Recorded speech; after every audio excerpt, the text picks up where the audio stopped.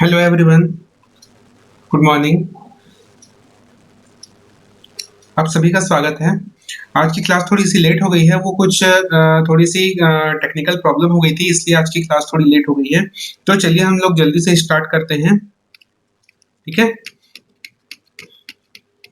तो चलिए हमारा जो टॉपिक था वो था परमाणु संरचना, एटॉमिक स्ट्रक्चर। ठीक है, एटॉमिक स्ट्रक्चर में एटॉमिक स्ट्रक्चर में हमने हमने एटम्स के बारे में पढ़ा था।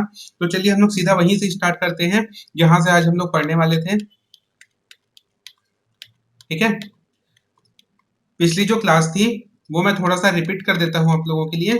ठीक है, तो हमारा जो सिलेबस है, हमारा जो बीएससी का सिलेबस है, वो स्टार्ट होता है विकिरण की द्वैत प्रकृति से। ठीक है, ड्यूल नेचर ऑफ रेडिएशन से। ठीक है, तो विकिरण की द्वैत प्रकृति क्या होती है? तो देखिए, सबसे पहले इलेक्ट्रॉन को कण के रूप में निरूपित किया गया था। ठीक है, सबसे पहले इलेक्ट्रॉन को कण के रूप में निरूपित किया गया था, लेकिन उसके पश्चात यह कहा गया कि यह जो इलेक्ट्रॉन है, इलेक्ट्रॉन की जो प्रकृति है वह भी उसी प्रकार होती है जिस प्रकार प्रकाश की होती है। ठीक है, तो आइंस्टीन ने सबसे पहले ये बताया था कि प्रकाश द्वैत प्रवृत्ति का होता है। ठीक है, आइंस्टीन ने सबसे पहले ये बताया था कि प्रकाश द्वैत प्रवृत्ति का होता है, अर्थात उसकी दो प्रकार की प्रवृत्ति होती है। वह कण के भांति व्यवहार करेगा और तरंग की भांति भी व्यवहार करता है। ठीक है, तो सन 1924 में सबसे पहले डी ब्रोगली नाम का एक साइंटिस्ट था। उन्होंने यह सुझाव दिया था कि जिस प्रकार प्रकाश तरंग और कण की प्रकृति होती है,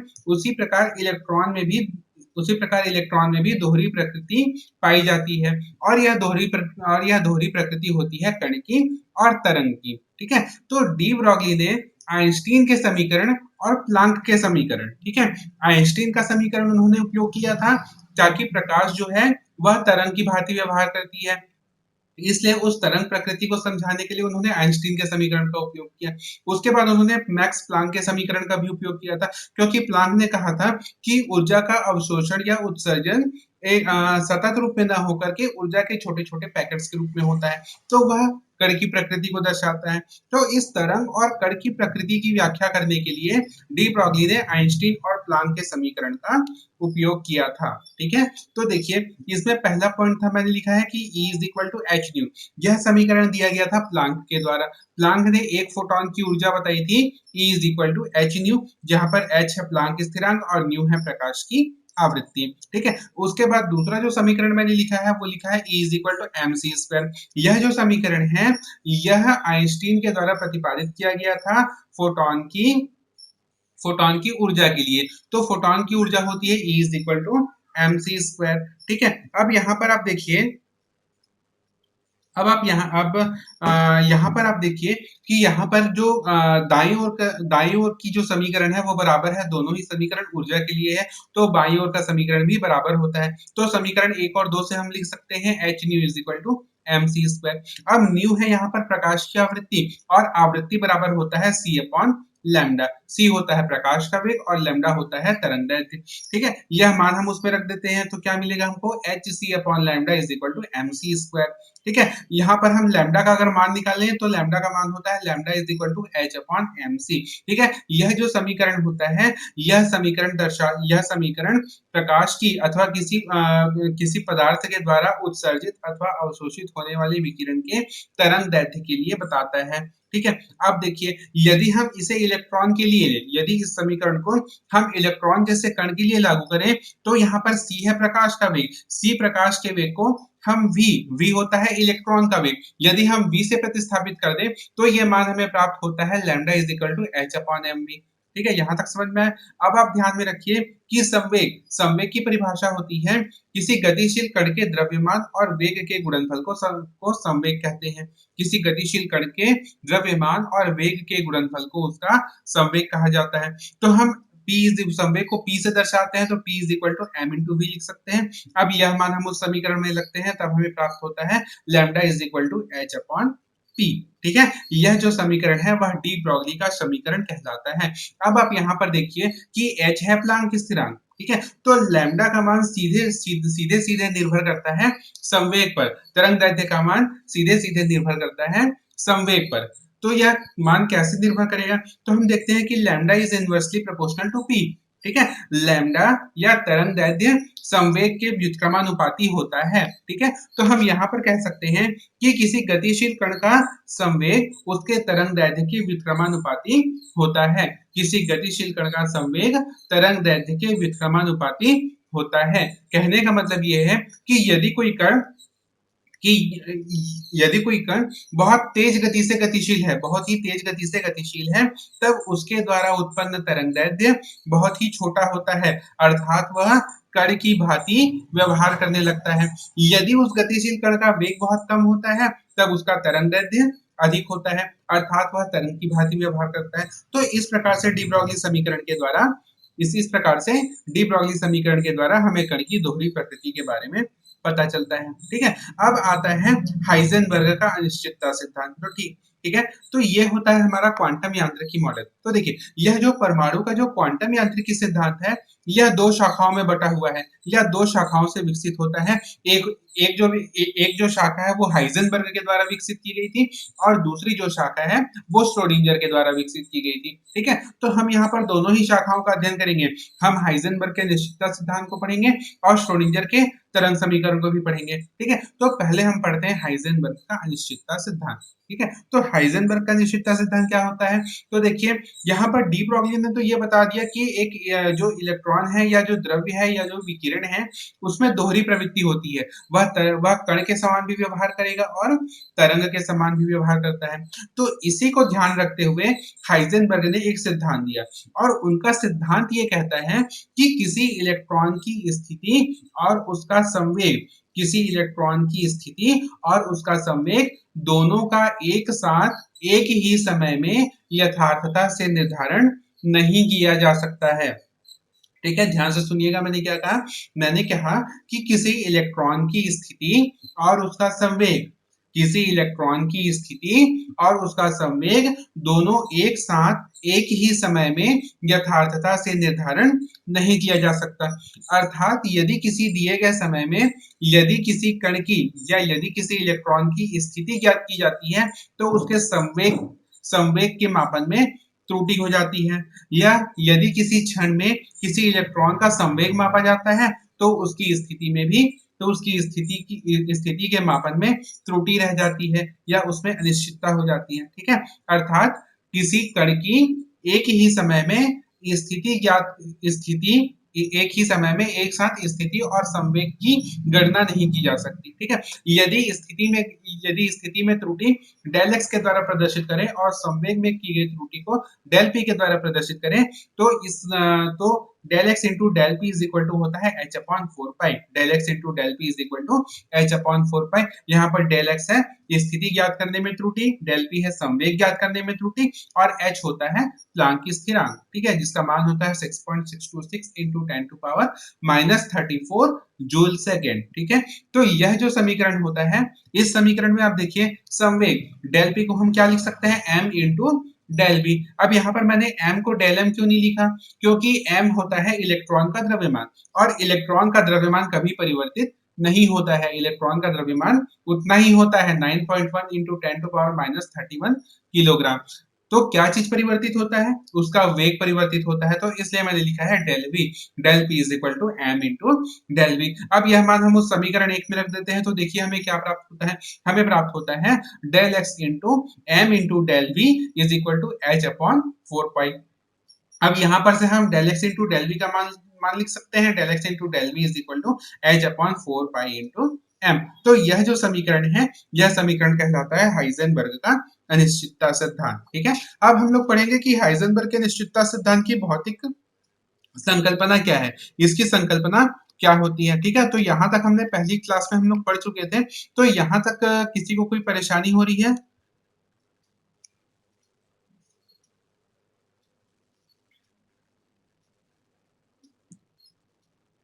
ठीक है, कोई परेशानी नहीं है, सारी चीजें समझ में आ रही हैं आप लोगों को?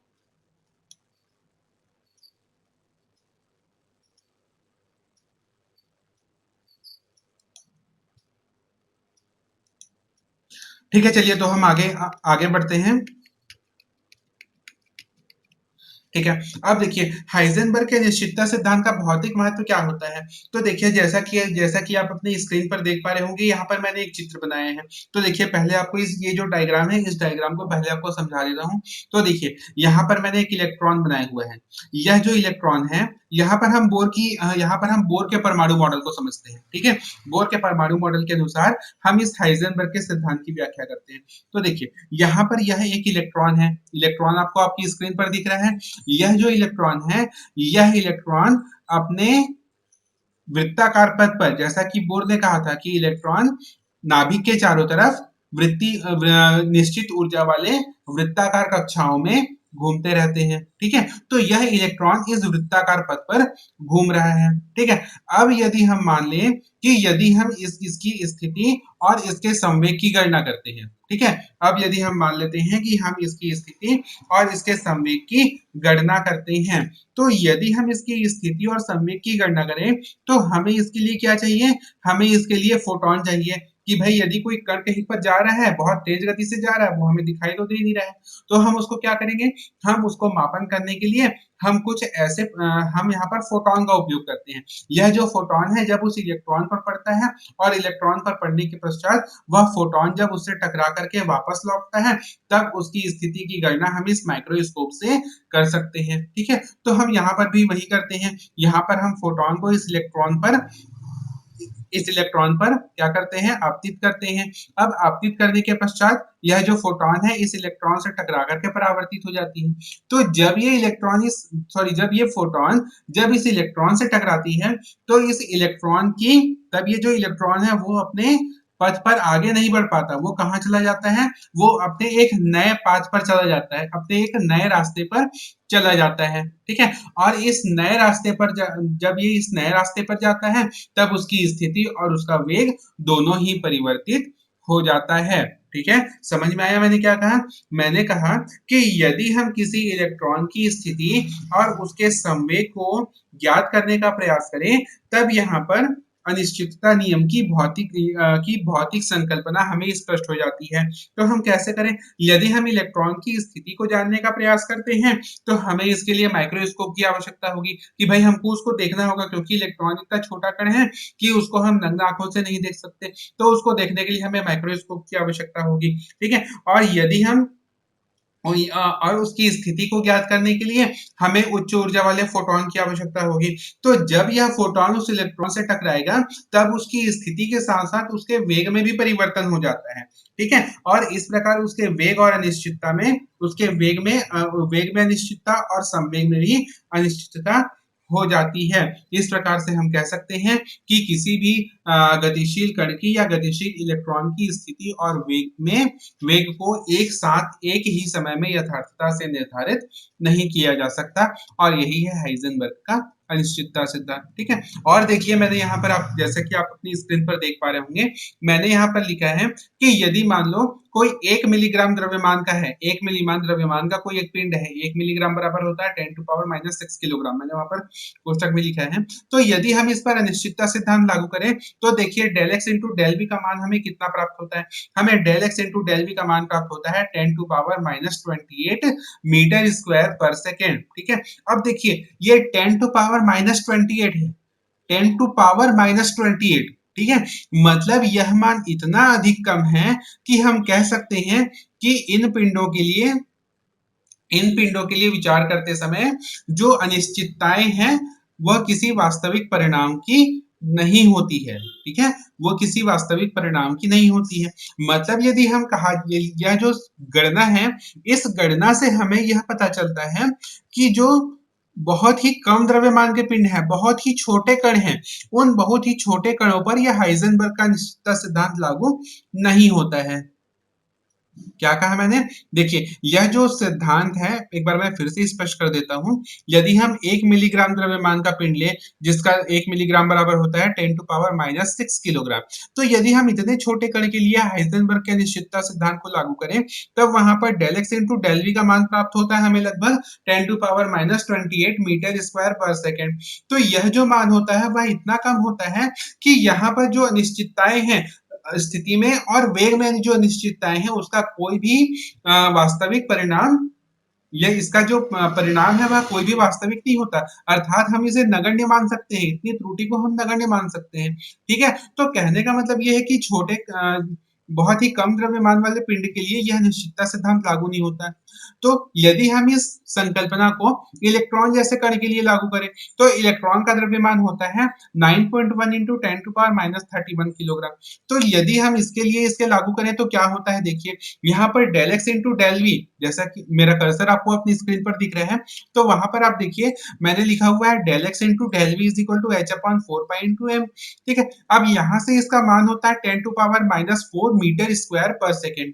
ठीक है, del X into del V का मान होता है 10 to power minus 4 metre square पर सेकेंड स्क्वायर। अब यदि हम इलेक्ट्रॉन की सही स्थिति को 10 टू पावर माइनस 8 मीटर के अनिश्चितता तक जानने का प्रयास करें, तो वेग में अनिश्चितता प्राप्त होती है 10 टू पावर 4 मीटर पर second. 10 to power 4, 10 to power 4 का मतलब होता है लगभग 10,000 मीटर प्रति पर सेकेंड, 10,000 मीटर पर सेकेंड। तो देखिए यह जो अनिश्चितता है वह इतनी अधिक है कि इसको हम नगण्य नहीं मान सकते। 10,000 बहुत ज्यादा होती है। 10,000 मीटर पर सेकंड का जो वेग होता है वो बहुत ज्यादा होती है। तो इतनी ज्यादा वेग में अनिश्चितता को हम नगण्य नहीं मान सकते। तो यदि यह स्थिति या यदि यह गणना नगण्य मानने लायक नहीं है, तब हम यहाँ पर कह सकते हैं कि बोर का जो परमाणु मॉडल है वह बिल्कुल गलत है। बोर का परमाणु मॉडल बिल्कुल गलत है। ठीक है, तो हम यहाँ पर कह सकते हैं कि इलेक्ट्रॉन की स्थिति और संवेग के कथन को प्रायिकता कथन से परिभाषित करना होगा। प्रायिकता का मतलब होती है संभावना। समझ में आ रहा है ना मैं आपको क्या कहना चाह रहा हूं? यहाँ पर हाइजेनबर्ग के सिद्धांत के द्वारा यह सिद्ध किया गया कि बोर का परमाणु मॉडल असत्य है। बोर ने जो कहा था वो बिल्कुल ही गलत कहा था। तो जब हम किसी के कथन को गलत साबित करते हैं तो हमें कुछ अपना कथन भी कहना पड़ता है कि हमने सामने वाले कथन को गलत कहा, तो हमारी हमारी सोच क्या है, हमारी सोच क्या कहती है। तो यहाँ पर भी हाइजेनबर्ग ने यही किया कि जब हाइजेनबर्ग ने बोर के कथन को गलत कहा, तब उन्होंने कहा कि यहाँ पर इलेक्ट्रॉन की स्थिति और उसके संवेग की हम संभावना व्यक्त करेंगे। भाई यदि किसी को आप सही सही नहीं कह सकते तो आप केवल उसकी संभावना व्यक्त करते हैं। तो यहाँ पर हाइजेनबर्ग ने भी यही कहा कि यहाँ पर उन्होंने प्रायिकता कथन का उपयोग किया। प्रायिकता का मतलब होता है संभावना, और यही परमाणु का क्वांटम यांत्रिकी मॉडल है। समझ में आया कि मैंने क्या कहा? कुछ परेशानी इसमें अभी तक हम लोग जो पढ़े हैं? ठीक है, एक बार मैं आपको रिपीट कर देता हूं। ठीक है, एक बार मैं आपको रिपीट कर देता हूं कि देखिए हाइजेनबर्ग के अनिश्चितता सिद्धांत की भौतिक संकल्पना क्या होती है। हाइजेनबर्ग का अनिश्चितता सिद्धांत समझ में आया? हाइजेनबर्ग के अनिश्चितता सिद्धांत के अनुसार कि किसी इलेक्ट्रॉन की स्थिति और उसके संवेग की गणना एक साथ एक ही समय में यथार्थता से नहीं की जा सकती। ठीक है, तो यदि हम कोई एक इलेक्ट्रॉन है, यदि वह किसी कक्षा में गति कर रहा है, तो यदि वो किसी कक्षा में गति कर रहा है तो उसकी स्थिति को मापने के लिए हमें माइक्रोस्कोप की आवश्यकता होगी, और उसके वेग को मापने के लिए हमें एक फोटोन की आवश्यकता होगी जो उस इलेक्ट्रॉन से टकराए और इलेक्ट्रॉन से टकराने के पश्चात उसके वेग की गणना करे। तो जब हाइजेनबर्ग ने ये प्रयोग किया, तब उन्होंने देखा कि जब इलेक्ट्रॉन की स्थिति और वेग की गणना की जाती है, तब उसका स्थिति और वेग दोनों ही परिवर्तित हो जाता है। अर्थात इलेक्ट्रॉन न तो अपनी सही स्थिति पर होती है और न ही इलेक्ट्रॉन उस वेग से गति कर रही होती है जिस वेग से वह गतिशील होनी चाहिए। ठीक है, तब उन्होंने यह परिणाम निकाला कि यदि हम बहुत छोटे कण को लें जिसका द्रव्यमान बहुत ही कम होता है, लगभग 1 मिलीग्राम द्रव्यमान वाले, 1 मिलीग्राम बराबर होता है 10 टू पावर माइनस 6 किलोग्राम। यदि हम इतने छोटे द्रव्यमान वाले कण के लिए हाइजेनबर्ग के अनिश्चितता सिद्धांत को लागू करें, तो हमें परिणाम प्राप्त होता है कि स्थिति और वेग में अनिश्चितता का गुणनफल 10 to power minus 28 metre square पर सेकेंड होता है, जो कि बहुत ही नगण्य है। हम इस मान को नगण्य मान सकते हैं। ठीक है, तो इसका कहने का मतलब यह है कि बहुत ही छोटे कण के लिए हाइजेनबर्ग का अनिश्चितता सिद्धांत लागू नहीं होता है। अब यदि यदि हम इलेक्ट्रॉन जैसे कण के लिए हाइजेनबर्ग के अनिश्चितता सिद्धांत को लागू करें तो क्या होता है? तो इलेक्ट्रॉन का द्रव्यमान होता है 9.1 into 10 to power minus 31 kilogram.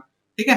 तो जब हम इतने इस द्रव्यमान वाले कण के लिए हाइजेनबर्ग का निश्चितता सिद्धांत लागू करते हैं, तो हमें इसका मान प्राप्त होता है 10 टू पावर -4 मीटर स्क्वायर पर सेकंड स्क्वायर। ठीक है।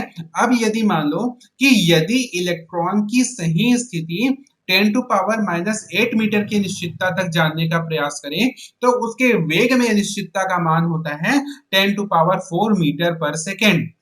10 टू पावर 4 मतलब 10,000 मीटर प्रति सेकंड का वेग। ठीक है।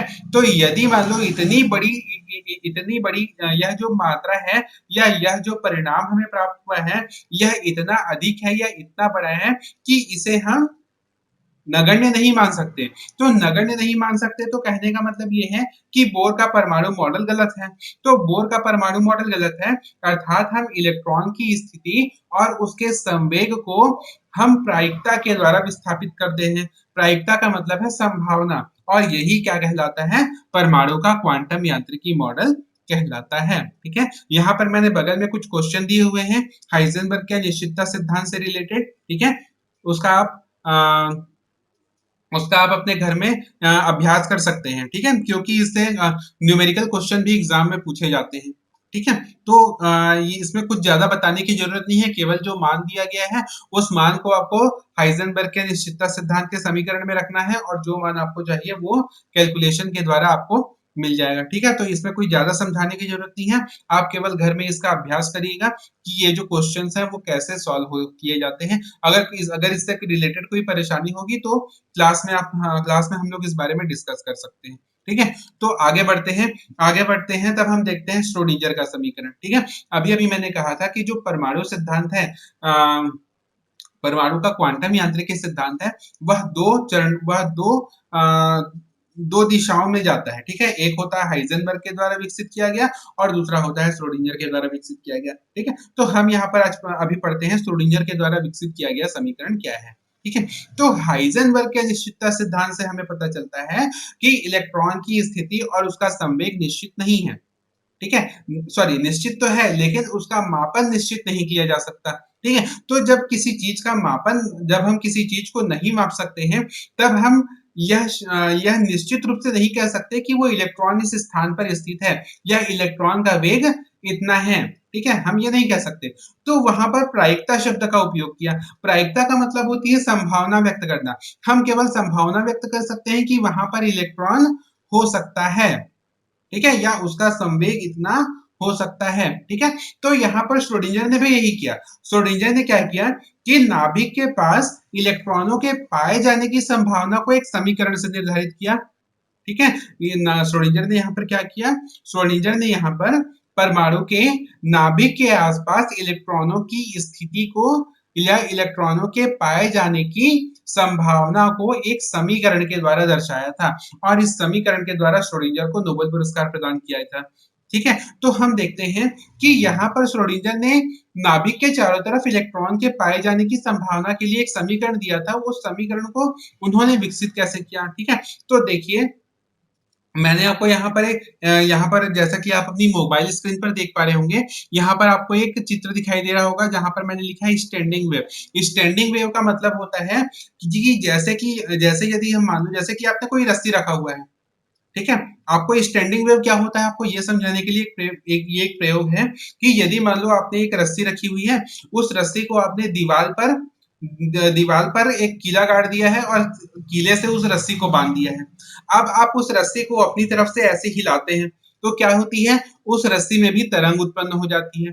तो यही उदाहरण है एक प्रकार का स्टैंडिंग वेव का। समझ में आया स्टैंडिंग वेव क्या होता है?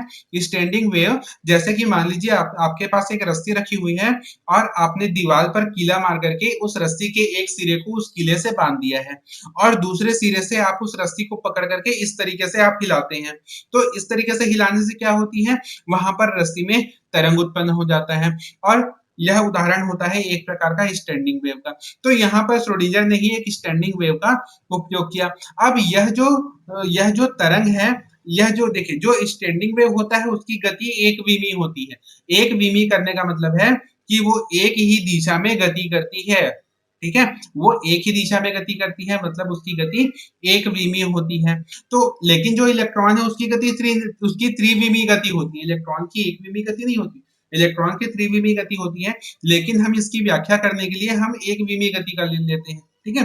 तो एक विमीय गति का मतलब है कि वो किसी एक अक्ष पर गति कर रहे हैं, ठीक है। त्रिविमीय का मतलब है कि वो तीनों अक्षों पर गति कर सकता है, एक्स अक्ष, वाई अक्ष और जेड अक्ष। यदि मान लो ये तीन अक्ष हैं, यदि मान लीजिए ये तीन अक्ष है, ये मान लीजिए एक्स है, ये वाई है और ये जेड अक्ष है, तो वो जो इलेक्ट्रॉन है वो इन तीनों अक्षों के वो तीनों अक्षों में गति करता है, ठीक है। वही तो इसे हम इसकी त्रिविमीय गति करते हैं। यदि मान लीजिए वो तरंग है, वो एक ही अक्ष पर ऐसे गति कर रहे हैं, वो एक ही अक्ष पर ऐसे तरंग गति कर रहे हैं, तो उसको हम कहते हैं एक विमीय गति, ठीक है। वो कौन सी गति होगी? वो होगी एक विमीय गति, ठीक है। तो यहाँ पर भी एक विमीय गति का उदाहरण लिया है और इस एक विमीय गति करते हुए इलेक्ट्रॉन के लिए तरंग समीकरण होता है psi is equal to A sine 2 pi X upon lambda, ठीक है। क्या होता है इसका मान? इसका मान होता है psi is equal to A sine 2 pi X upon lambda, ठीक है। यह समीकरण है, यह गणितीय धारणा है, यह गणितीय रूप से विकसित किया गया है कि एक विमीय गति करते हुए इलेक्ट्रॉन का तरंग समीकरण होता है psi is equal to A sine 2 pi X upon lambda, ठीक है। यहाँ पर जो साई है वह साई तरंग के आयाम को व्यक्त करता है, तरंग गति करते हुए इलेक्ट्रॉन के आयाम को बताता है, ठीक है। शंकर भगवान का त्रिशूल जैसा आपको दिख रहा है ना, इसको साई कहते हैं, साई, ठीक है। यह जो साई है यह तरंग गति करते हुए इलेक्ट्रॉन के आयाम को बताता है। लैम्डा, लैम्डा होता है तरंग दैर्ध्य, एक्स, एक्स होता है किसी बिंदु से, ठीक है, वह जो एक्स है दूरी, बिंदु ए से उसकी दूरी। यदि आप मान लो किसी रस्सी के एक छोर को दीवार से बांध लिया है, तो उस रस्सी के उस दीवार वाले छोर से आपके एंड तक की दूरी क्या दूरी होगी? एक्स। उतनी दूरी को हम एक्स कहते हैं। जैसे कि जो इलेक्ट्रॉन, ये जो चित्र आपको दिख रही है ना, इसमें एक छोर से इस दूसरे छोर तक की लंबाई कहलाती है एक्स। समझ में आई ये समीकरण? ये समीकरण साई इज इक्वल टू होता है ए sine 2 pi X upon lambda, ठीक है। इसमें साई होता है तरंग गति करते हुए इलेक्ट्रॉन का आयाम, लैम्डा होता है तरंग दैर्ध्य, एक्स होता है उस तरंग की दूरी या फिर ए, जहां से तरंग शुरू होता है वहां से लेकर के उसकी दूरी, ठीक है, तरंग की दूरी। यह एक नियत होती है, ठीक है। एक्स का मान क्या होता है? एक्स का मान नियत होता है, क्योंकि हमने यहाँ पर एक विमीय गति करता हुआ इलेक्ट्रॉन दिया है, तो एक विमीय गति करते हुए इलेक्ट्रॉन के लिए एक्स का मान नियत होता है, ठीक है। अब यहाँ पर हम इसका क्या करेंगे? हम इसका यहाँ पर दो बार अवकलन करते हैं। अवकलन कैसे करते हैं? आप लोग फिजिक्स में ये आपका फिजिक्स का कोर्स है, आपने क्लास 11th में फिजिक्स में पढ़ा होगा अवकलन और समाकलन, ठीक है।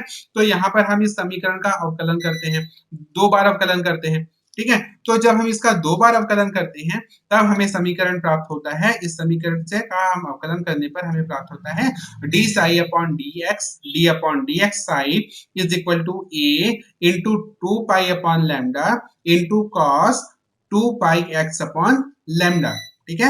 इस समीकरण का जब हम दो बार अवकलन करते हैं तब दो बार अवकलन करने पर हमें एक दूसरा समीकरण प्राप्त होता है जो होता है D upon D X I is equal to A into 2 pi upon lambda into cos 2 pi X upon lambda. ये समीकरण हमको प्राप्त हुआ। इसका हम क्या करते हैं? इसका हम एक और अवकलन करते हैं, तो एक और अवकलन करने पर हमें प्राप्त होता है D square upon D X square psi is equal to A 2 pi lambda into 2 pi lambda minus sine 2 pi X upon lambda, ठीक है। ये हमको पहली बार जब हमने अवकलन किया तब मिला, और ये जो समीकरण है ये हम जब इसकी दूसरी बार अवकलन करते हैं तब प्राप्त होता है del square psi upon del X square is equal to A 2 pi upon lambda into 2 pi upon lambda minus sine 2 pi X upon lambda, ठीक है। अब हम आगे की ओर बढ़ते हैं, तो यदि हम इसमें साई बराबर ए sine 2 pi X upon lambda को हम उसमें से स्थानांतरित कर दें, ये जो समीकरण एक है, इस समीकरण को एक को हम जब हम इसे स्थानांतरित कर देते हैं तब हमें क्या प्राप्त होता है? देखिए, तब हमें यहाँ पर प्राप्त होता है del square upon del X square psi is equal to minus 4 pi square upon lambda square into psi. लिखिए, ये जो समीकरण 3 है, समीकरण 3 अपने को जो प्राप्त मिला है del del square upon del x square psi is equal to a 2 pi upon lambda into 2 pi upon lambda minus sin 2 pi x upon lambda। ठीक है, इसको हम यहाँ पर सॉल्व करते हैं तो हमें ये समीकरण मिलता है minus 4 pi square upon lambda square a sin 2 pi x upon lambda. इस समीकरण में हम psi is equal to a sin 2 pi x upon lambda को स्थानांतरित करते हैं तो हमें समीकरण मिलता है del square upon del x square psi is equal to minus 4 pi square upon lambda square into sine. ठीक है, अब हम ये जो माइनस साइन वाला जो समीकरण है इसको हम इसके बाईं ओर हस्तांतरित कर देते हैं, पक्षांतर करते हैं तो क्या होता है del square upon del X square psi plus 4 pi square upon lambda square psi is equal to 0। ठीक है, तो यह जो समीकरण है यह समीकरण एक विमीय गति के लिए है। यह जो समीकरण है वो एक विमीय गति के लिए है। यहाँ पर यह मानते हैं कि इलेक्ट्रॉन एक्स अक्ष पर तरंग गति कर रहा है, परंतु वास्तविक इलेक्ट्रॉन की गति होती है त्रिविमीय। तो त्रिविमीय कहने का मतलब है कि वो एक्स अक्ष के सापेक्ष भी गति कर रहा है, वाई अक्ष के सापेक्ष भी गति कर रहा है और जेड अक्ष के सापेक्ष भी गति कर रहा है। तो यदि वो इन तीनों अक्षों के सापेक्ष गति करता है तब हम उसके द्वारा तरंग समीकरण को लिख सकते हैं del square psi upon del x square plus del square psi upon del y square plus del square psi upon del z square plus 4 pi square upon lambda square psi is equal to 0। ठीक है, यह जो समीकरण है वो x, y और z तीनों अक्षों में तरंग गति के लिए तरंग समीकरण होता है। अब इस समीकरण को हम लिख सकते हैं del square psi plus 4 pi square upon lambda square psi is equal to 0। यहाँ पर जो डेल स्क्वायर होता है वो इस समीकरण को बताता है del square psi upon del X square plus del square psi upon del Y square plus del square psi upon del Z square. ठीक है, यह जो समीकरण यह जो कहलाता है यह कहलाता है लाप्लासियन संकारक या लाप्लासियन स्थिरांक। यह जो डेल स्क्वायर को हम कहते हैं लाप्लासियन स्थिरांक। ठीक है, अब यदि हम इस समीकरण में डी ब्रॉगली का तरंग दैर्ध्य को देखें तो डी ब्रॉगली का तरंग दैर्ध्य होता है lambda is equal to H upon M V. यदि हम इस समीकरण को इधर रखें तो क्या होती है, देखिए समीकरण नंबर 7 पर इस समीकरण पर रखते हैं तो del square psi plus 4 pi square. ठीक है, अब यहाँ पर लैम्डा स्क्वायर का मान हम क्या लिखेंगे H square upon M V square, तो ऊपर हो जाएगा M square V square upon H square psi is equal to 0। ये होता है समीकरण नंबर 8। अब इसी को थोड़ा सा आगे और बढ़ाते हैं तो हम देखते हैं कि किसी भी गतिशील कण की कुल ऊर्जा उसकी गतिज ऊर्जा और स्थितिज ऊर्जा का योग होता है। ठीक है, किसी भी गति करते हुए कण की कुल ऊर्जा का मान स्थितिज ऊर्जा और गतिज ऊर्जा के योगफल के बराबर होती है। तो गतिज ऊर्जा को हम लिखते हैं 1/2 mv स्क्वायर, स्थितिज ऊर्जा को हम लिखते हैं v के द्वारा और कुल ऊर्जा को हम लिखते हैं e के द्वारा। तो यदि हम इस समीकरण को लिखें तो यह मान हमें प्राप्त होता है E is equal to 1/2 mv square plus v। यहाँ पर यदि हम v स्क्वायर का मान निकालें तो क्या होगा 2e minus v upon m। ये होता है समीकरण नंबर 9। इस समीकरण को हम समीकरण 8 में रखें तो हमें क्या मिलेगा, तो देखिए del square psi plus 8 pi square m upon h square e minus v psi is equal to 0। ठीक है, यदि हम इस समीकरण को पूर्ण रूप में लिखें तो हमें प्राप्त होता है del square psi upon del X square plus del square psi upon del Y square plus del square psi upon del Z square plus 8 pi square m upon h square e minus v psi is equal to 0। ठीक है, तो यहाँ पर देखिए यहाँ पर साई है, साई होता है तरंग गति करते हुए इलेक्ट्रॉन का आयाम। ठीक है, तरंग गति करते हुए इलेक्ट्रॉन का आयाम। एक्स वाई और जेड होता है अक्ष, संबंधित अक्ष त्रिविमीय अक्ष, एक्स अक्ष वाई अक्ष और जेड अक्ष। एम होता है इलेक्ट्रॉन का द्रव्यमान, एच होता है प्लांक नियतांक जिसका मान होता है 6.626 into 10 to power minus 34 joule second. ठीक है, ई होता है कुल ऊर्जा, ई होती है इलेक्ट्रॉन उस निकाय की कुल ऊर्जा, वी होता है निकाय की स्थितिज ऊर्जा। ठीक है, तो यह जो समीकरण 11 है, यह समीकरण 11 दर्शाता है श्रोडिंगर समीकरण को। ठीक है, समझ में आया। इसके बाद आती है साई और साई स्क्वायर की भौतिक सार्थकता। ये जो क्वेश्चन है बहुत इंपॉर्टेंट क्वेश्चन है। इसका क्वेश्चन आता है कि इलेक्ट्रॉन की तरंग गति के लिए श्रोडिंगर समीकरण को लिखिए तथा साई और साई स्क्वायर की भौतिक सार्थकता को समझाइए। इस तरीके से यहाँ पर क्वेश्चन आता है। ठीक है, तो देखिए साई और साई स्क्वायर की भौतिक सार्थकता यहाँ पर क्या होगी, तो जैसा कि साई के बारे में मैंने बताया था कि साई क्या होती है, तरंग गति करते हुए इलेक्ट्रॉन का आयाम होता है। क्या होता है? तरंग गति करते हुए इलेक्ट्रॉन का आयाम होता है। ठीक है, तो कोई भी जो गतिमान इलेक्ट्रॉन है, कोई भी जो गतिमान इलेक्ट्रॉन है, उसके साथ एक तरंग संबंधित रहता है। ठीक है, और इसका तरंग फलन उस तरंग के आयाम को दर्शाता है। साई होता है तरंग फलन, और यही तरंग फलन उस तरंग के आयाम को दर्शाता है। तो यहाँ पर हम देखते हैं कि इस तरंग फलन के आयाम अर्थात साई की कोई भी भौतिक सार्थकता नहीं होती है। ठीक है, यहाँ पर जो साई होता है वह साई किसी भी गतिमान, किसी भी जो इलेक्ट्रॉन कण है, कोई भी जो गतिशील कण है इलेक्ट्रॉन, यदि वो इलेक्ट्रॉन तरंग के उस इलेक्ट्रॉन के साथ एक तरंग संबंधित है, तो उस तरंग का आयाम कहलाता है साई, तरंग फलन।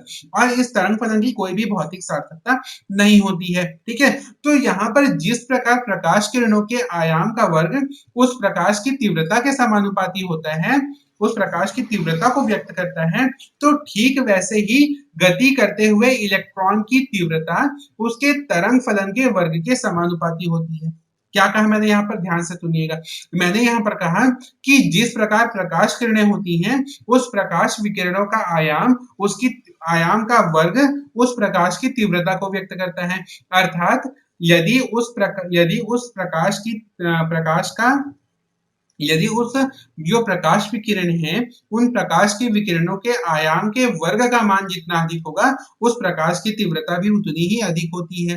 तो बिल्कुल वैसे ही जो तरंग फलन का वर्ग है, तरंग फलन का वर्ग है अर्थात आयाम का वर्ग है, साई का वर्ग है, वो उस इलेक्ट्रॉन की तीव्रता के समानुपाती होगी। तो कहने का मतलब ये है कि जहां पर साई स्क्वायर का मान अधिक होगा, वहां पर इलेक्ट्रॉनों के पाए जाने की संभावना भी अधिक होगी। ठीक है, जहां पर साई स्क्वायर या तरंग फलन के वर्ग का मान अधिक होगा, वहां पर इलेक्ट्रॉन के पाए जाने की संभावना अधिक होगी। ठीक है, तो कहने का मतलब ये है कि किसी भी परमाणु में नाभिक के चारों ओर का वह क्षेत्र जहां पर साई स्क्वायर का मान अधिक होगा, वहां पर इलेक्ट्रॉन का घनत्व अधिक होगा, अर्थात वहां पर इलेक्ट्रॉनों के पाए जाने की संभावना अधिक होगी, या इलेक्ट्रॉनों के पाए जाने की प्रायिकता अधिक होगी। ठीक है, और वह स्थान जहां पर इलेक्ट्रॉनों के पाए जाने की संभावना अधिक हो, उसे हम परमाणुीय कक्षक कहते हैं। वह स्थान जहां पर इलेक्ट्रॉनों के पाए जाने की संभावना अधिक हो, उसे हम परमाणु कक्षक कहते हैं। अर्थात साई तरंग के आयाम और साई स्क्वायर प्रायिकता घनत्व को प्रकट करता है। ठीक है, तो साई और साई स्क्वायर की भौतिक सार्थकता क्या होगी? तो यदि कोई इलेक्ट्रॉन है वह गतिशील है, तो उसके साथ एक तरंग संबंधित रहता है, और तरंग फलन साई उसी तरंग के आयाम को व्यक्त करता है। ठीक है, तरंग फलन साई उसी तरंग के आयाम को व्यक्त करता है। तो इस प्रकार तरंग फलन का यहाँ पर कोई भी भौतिक सार्थकता नहीं होती है। ठीक है, तो यहाँ पर यह माना गया कि जिस प्रकार प्रकाश विकिरणों के प्रकाश जो विकिरण है वह भी तरंग गति करती है, तो उसके आयाम का वर्ग उस प्रकाश की तीव्रता को व्यक्त करता है। तो ठीक है, तो उसी प्रकार कोई परमाणु में इलेक्ट्रॉन है, उसकी तीव्रता उसके तरंग फलन के आयाम के वर्ग के समानुपाती होती है। अर्थात कहने का मतलब यह है कि साई स्क्वायर का मान जहां पर अधिक होगा, वहां पर इलेक्ट्रॉन अधिक मात्रा में पाए जाएंगे। तो यही यहाँ पर कहा गया है कि किसी परमाणु में नाभिक के चारों ओर का वह क्षेत्र जहां पर साई स्क्वायर का मान अधिक होगा, वहां पर इलेक्ट्रॉन घनत्व अधिक होगा, अर्थात इलेक्ट्रॉनों के पाए जाने की संभावना अधिक होगी। ठीक है, और वह स्थान जहां पर इलेक्ट्रॉनों के पाए जाने की संभावना सर्वाधिक होती है, उसे कहा जाता है परमाणु कक्षक। तब यहाँ पर कक्षक की अवधारणा आई। ठीक है, बोर के मॉडल में कक्षा की अवधारणा थी, और क्वांटम यांत्रिकी मॉडल में कक्षक की अवधारणा थी। ऑर्बिटल, इंग्लिश में इसको ऑर्बिटल कहते हैं। ठीक है, तो इस प्रकार साई जो होता है वो तरंग के आयाम को व्यक्त करता है, और साई स्क्वायर प्रायिकता घनत्व को व्यक्त करता है। ठीक है, इसके बाद फिर आता है परमाणु कक्षक। परमाणु कक्षक के बारे में मैंने आपको अभी भी बताया कि किसी परमाणु में नाभिक के चारों ओर के त्रिविमीय आकाश का वह क्षेत्र जहां पर इलेक्ट्रॉन के पाए जाने की संभावना अधिकतम होती है, उसे हम परमाणु कक्षक कहते हैं। ठीक है, परमाणु में नाभिक के चारों ओर का त्रिविमीय अंतरिक्ष का वह क्षेत्र जहां पर इलेक्ट्रॉनों के पाए जाने की प्रायिकता सर्वाधिक होती है, उसे हम परमाणु कक्षक कहते हैं। अब देखिए यहाँ पर बोर के परमाणु मॉडल और क्वांटम यांत्रिकी मॉडल में क्या अंतर है। तो देखिए बोर के मॉडल में ये कहा गया था कि परमाणु का जो धनावेश होता है और द्रव्यमान होता है वो नाभिक में स्थित होता है, और इलेक्ट्रॉन नाभिक के चारों तरफ निश्चित ऊर्जा वाली वृत्ताकार कक्षाओं में घूमते रहते हैं। ठीक है, तो यहाँ पर यह निश्चित रूप से कह दिया गया था कि वो इलेक्ट्रॉन उस कक्षा में स्थित है, लेकिन क्वांटम यांत्रिकी मॉडल में जैसा कि आप यहाँ पर देख रहे होंगे, यहाँ पर क्या है, यहाँ पर भी यही कहा गया कि नाभिक तो मध्य में होता है, लेकिन हम इलेक्ट्रॉन की स्थिति और उसके संवेग को निश्चित नहीं कर सकते। अर्थात हम यह नहीं कह सकते कि वो इलेक्ट्रॉन वहां पर स्थित है, हम यहाँ पर केवल संभावना व्यक्त करते हैं, और इसी संभावना के अनुसार यह कहा गया कि वह क्षेत्र जहां पर इलेक्ट्रॉन सर्वाधिक मात्रा में होंगे, यहाँ पर इलेक्ट्रॉन के पाए जाने की संभावना अधिक होगी, उसे परमाणु कक्षक कह दिया गया। ठीक है, तो ये है कक्षा और कक्षक की अवधारणा। ठीक है, यहाँ पर ये भी एक चीज है, कक्षा और कक्षक में अंतर अंतर एक यहाँ पर पूछा जाता है। तो कक्षा की जो अवधारणा है वो बोर के परमाणु मॉडल में दी गई थी, कक्षक की अवधारणा क्वांटम यांत्रिकी मॉडल में दी गई थी। ठीक है, कक्षा जो है वो नाभिक के चारों ओर एक वृत्ताकार पक्ष है, एक प्रकार का वृत्तीय पथ है जिसमें इलेक्ट्रॉन घूमते हैं, जबकि कक्षक है वह नाभिक के चारों ओर का वह त्रिविमीय क्षेत्र होता है जहां पर इलेक्ट्रॉनों के पाए जाने की संभावना सर्वाधिक होती है।